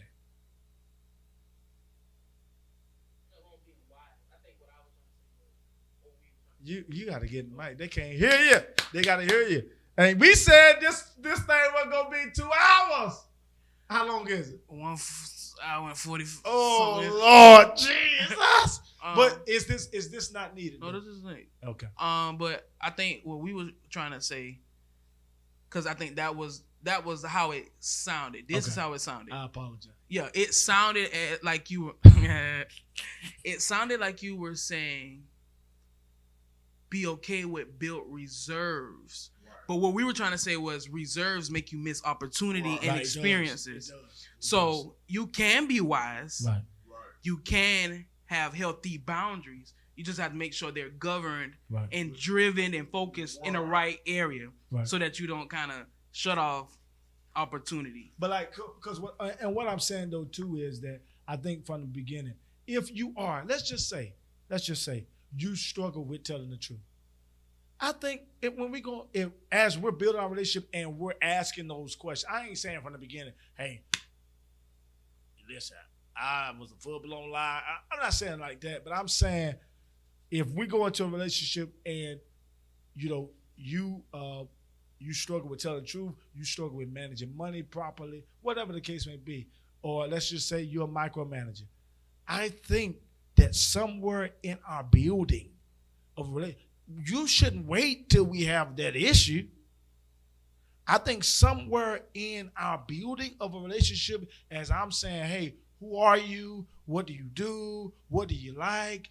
You know, you got to tell me. And we do. We put on this facade as if don't nothing bother me. Oh, I'm adventurous. And I'm just, no, some stuff gets on your nerves. Like, yeah, you may be adventurous. Like, I'm adventurous, but I don't like heights.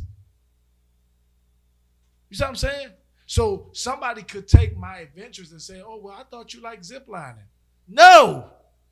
you know what I'm saying? So I think, but now I do want to try ziplining though. But I'm just saying, but are you adventurous? Okay, but then you just said not me. So see, me thinking, but that's what I'm saying. I think there has to be in our building of relationships. I do think, hey, if you're a micromanager, hey, listen, and tell me why. Hey, well, I couldn't trust my mama. I think as we're building, I'm talking about when we're there. Now, I ain't But again, that takes discipline. Right. Because an immature person, and where a lot of relationships mess up is, they don't give them. See, you've been through an experience into a place where you've matured to, you can express that. Right. Everybody ain't been there. So what do you do to the person who gonna give you the mask? Cause you coming with the this is this, and they coming with the okay, that's fine, I can handle that. Knowing within their heart they can't, but they haven't got to that level yet. Or they want what he's saying so bad that they will be exactly not. And that is scary because now all right, we need help because I need help with being transparent just enough to where it won't cause me to draw actors in my life. Because you can be transparent and tell them all the A, B, C, D, E, F, and G that gets on your nerves, and they will act all of that out, yet never show you. So I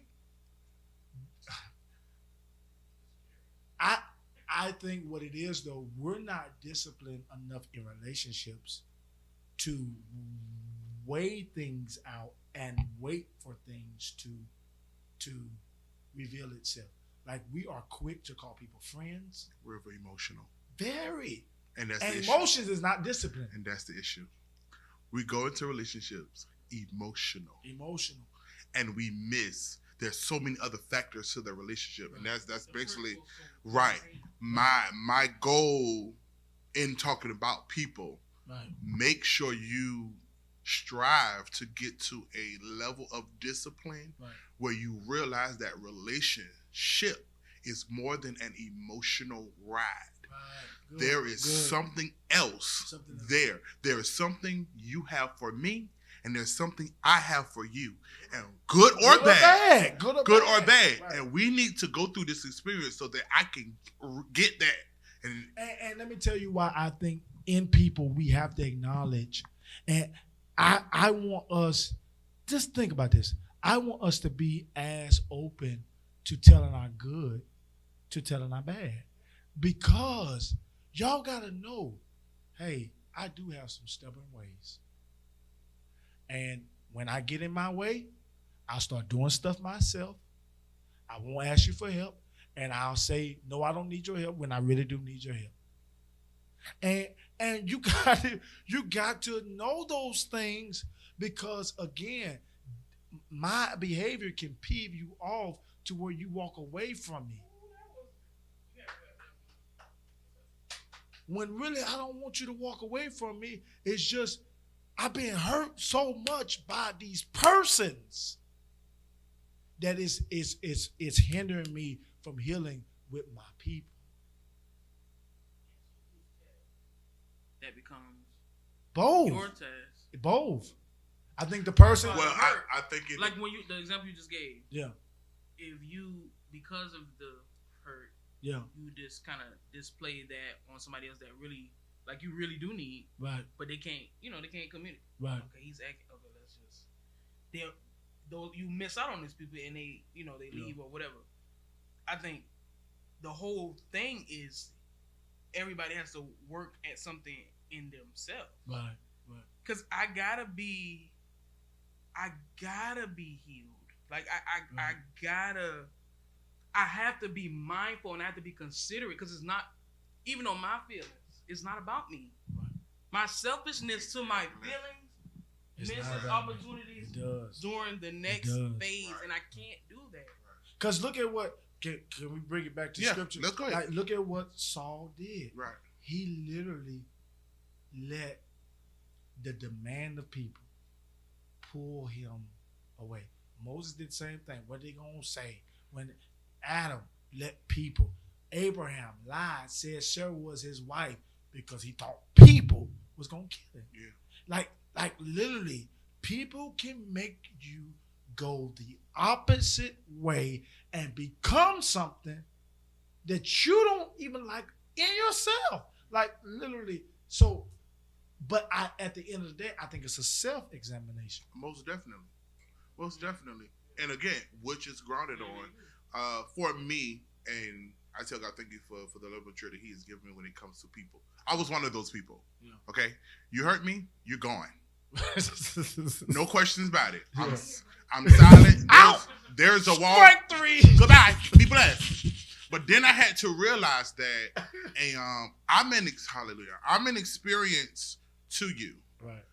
And I might be your Say only. that again. I am an experience to That's you. That's good. So I may only be the only experience Right. of Jesus you may get. That's good. Because that's the experience I want to give you. Yeah. Your experience to me may be business. Right. But I would never get the business experience from you if I'm not there. The Bible says, I believe it's in Corinthians, and I'm paraphrasing. Preach, Reverend. And basically you got to meet people where they are. It says something about if your brother is weak, you become weak, but you let that weakness bring them to Christ. I take that as you got to meet people where they are. So in my relationship with you, and though you may hurt me, instead of me taking the fact that you hurt me, I'm going to take the thing that, hold up, you are a hurt person too.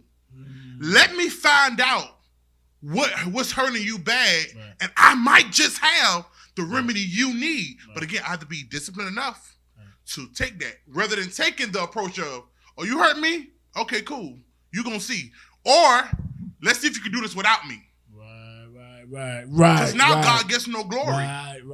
There's nothing happening. And let me say this too. And man, this may have to become part 2. Because I really think there is an assignment for releasing people. Yes. But I said this earlier. There's discipline in that too. You have to do it right. There are seasons where people have to be released, good and bad. Like, just cut them off and, cut them off without, just letting them bleed out. No, but there is a such thing as releasing people. That's how the minister goes from being a minister to being a pastor. Somebody has to properly release them. That's how, an employee goes from being an employee to a general manager. Somebody has to properly release. The student goes from being a student to a teacher. Somebody has to properly release. And so there is a such thing as releasing for growth, for healing. Hey, okay, I notice we don't really get along the right way. Like, our personalities don't match, and I really want us to be at peace. So I'm going to put you in another location. I'm gonna take you from being my administrator to maybe assistant the facility director, because I still want you to be a part, but I've noticed that we just don't mesh well. And that's okay. That's okay. It's the same thing with relationships. Like, I think because we don't have discipline, we force things and make things happen. And I'm telling you, there's a lot of people that have married the wrong person. All because they didn't have the discipline to let that person go. Or discipline to wait on the right one. There's people that are at the wrong job right now. All because they didn't have the discipline to go through the training for the job that they really wanted. I'm telling you, discipline goes a long way, but we just want to be delivered, and launched into this without going through the ropes and the experiences. And listen, bad people are lessons too. Bad experiences are good lessons too. They're good lessons too. And bad is just as good as good. Does that make sense? Bad is just as good as good. And so every what I want us to get out of this is, and I said this to the people and I gotta end it, is all people are God's people. But all God's people are not assigned to be my persons.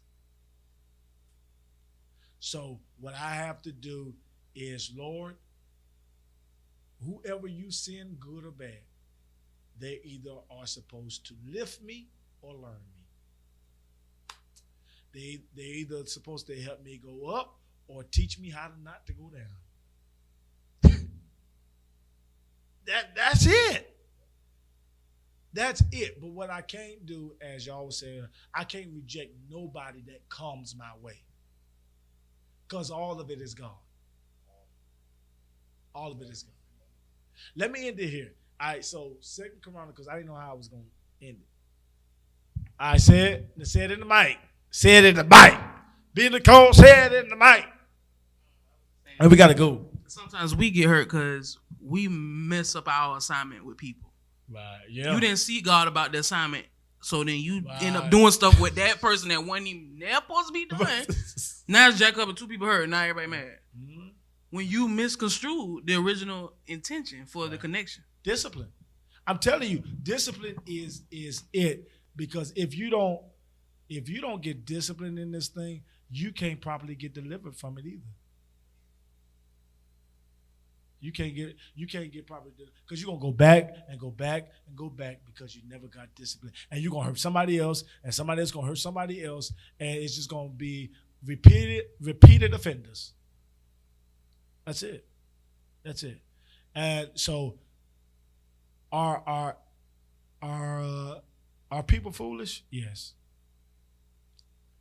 Are people good? Yes. Are people evil? Yes. Are people kind? Yes. People are people. People are people. And they're God's people. Even the foolish one is God's people. Even the most hateful one is God's people. They're God's people. But guess who can change them? The God in you. The God in a person can change another person. I'm telling you. A person who has been, abusing somebody, like literally, if you, let's say I abuse you, but you say, you know what? I'm about to confront this thing. And then let's say you confront and say, hey, Pastor Mitchell, listen, you abuse me. I don't like it. And we're going to come to, like, why you keep doing this to me? And what if you find out, well, I've been abused too? You see what I'm saying?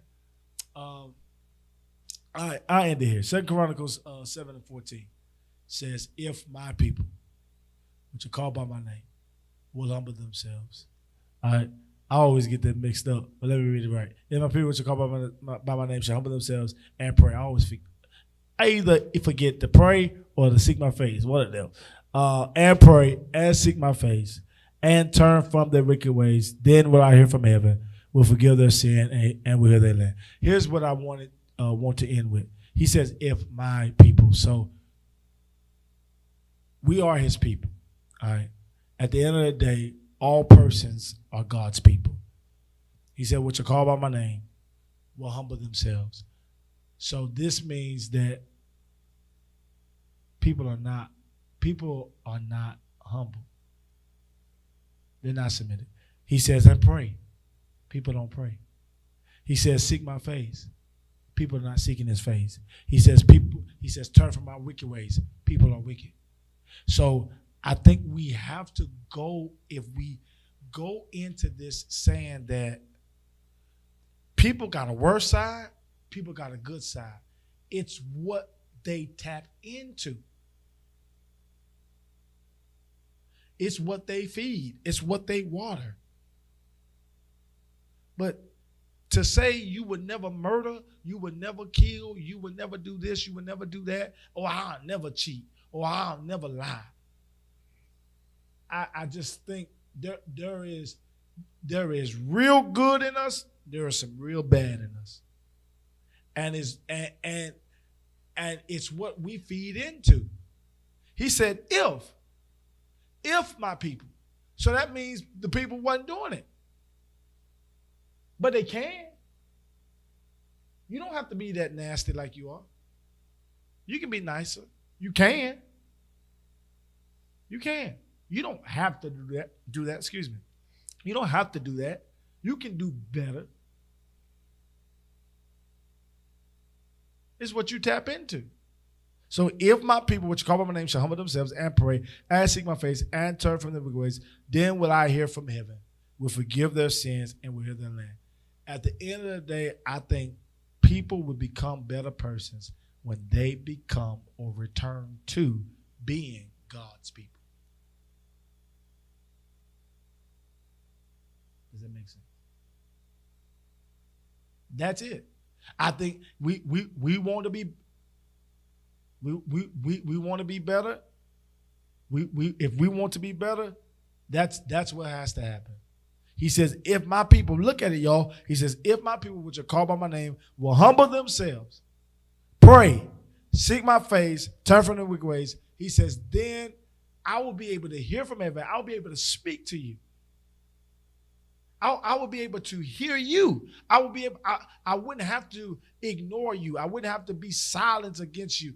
I'll be able to turn my face toward you and literally hear from heaven, forgive your sins, and heal. You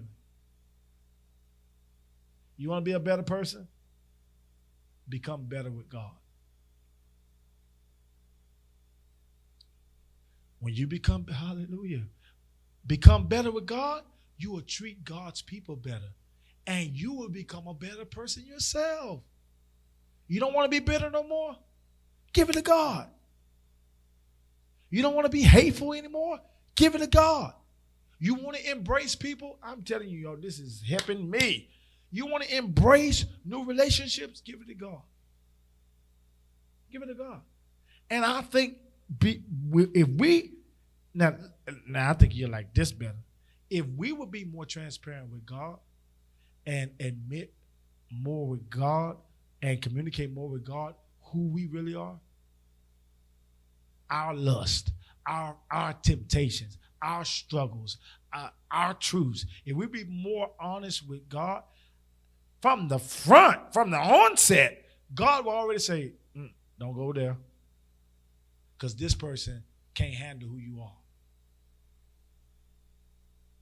Because there are some people who are not, they're just not on your level. They may not be, they're not a bad person, they're just not the right person for where you are. So because they're not the right person, they will be bad for you. And I think that's what's happening here, y'all, is that the reason why so many conflicts are happening with us, with people, is because we're with the wrong people at the wrong times on the wrong levels.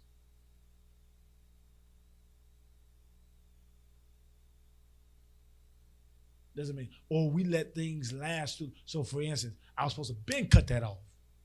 Or I was never supposed to start it that way. Or you was never supposed to be my bestie.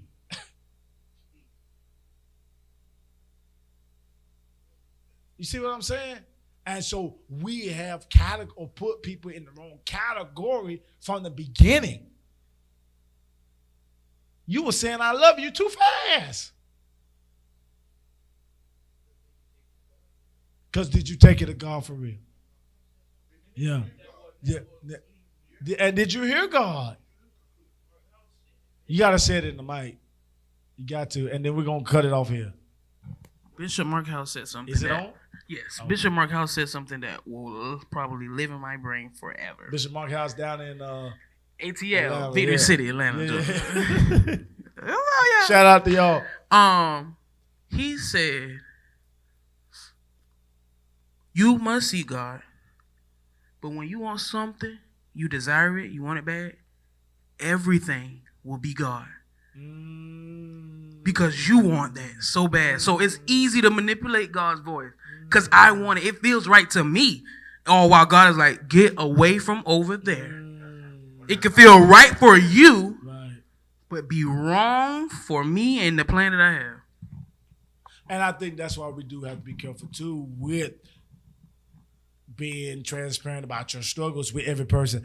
It takes from the beginning of any relationship with people, it takes discipline. And discipline to take that thing to God and say, God, this is what has been presented. How should I go about it? Because if not, you will become a slave to somebody else's demand and become rejected by God, all because you didn't reject a person that God has been rejected. For you. Saul, I got to tie it all in. Saul kept something alive, Agag, the king, that he was supposed to destroy. That wasn't for him. And because he kept it alive, it's in 1 Samuel 15. Because he kept it alive, God could not keep Saul in position. So now I'm out of position because I let people.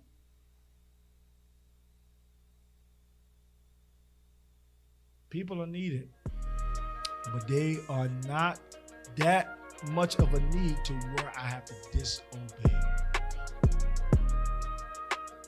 Because guess what? And we got to end here. I'm trying to find the ending point. If they're needed, guess who's going to supply it? God. Because he shall supply all that I have need of. So if the person is a need for me, it will be God sent. Good and bad. Good. So Lord, help us to heal.